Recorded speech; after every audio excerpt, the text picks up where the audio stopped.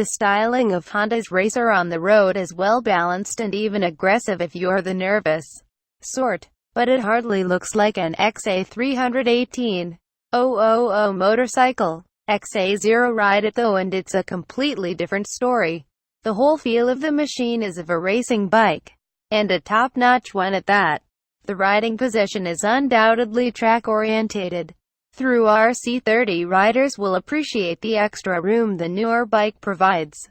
The original V4 racer purchased the rider on top and right over the front wheel, and though the 45 does the same, it's in a less radical manner. The RVF750, as Honda's race department want the road version of the RC45 called, is larger and broader than the tiny RC30. But this is deceptive. Move it around, even at a standstill, and the money spent on reducing the RVF's weight shows its influence. Despite being taller, the newer machine carries its weight lower, and feels altogether more wieldy. Fire it up and the relationship between 30 and 45 is obvious.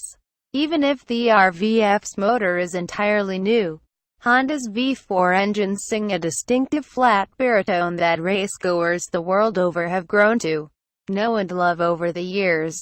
The spectator catches the exhaust note, but the rider sits on top of the intake, and it's this snarl from beneath the tank which is so irresistible.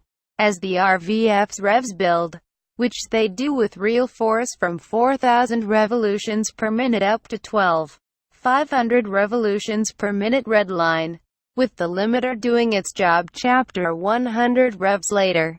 The gulping 46mm injector bores hit a mid-range resonance which almost stirs the blood as much as a Ducati's lopsided beat.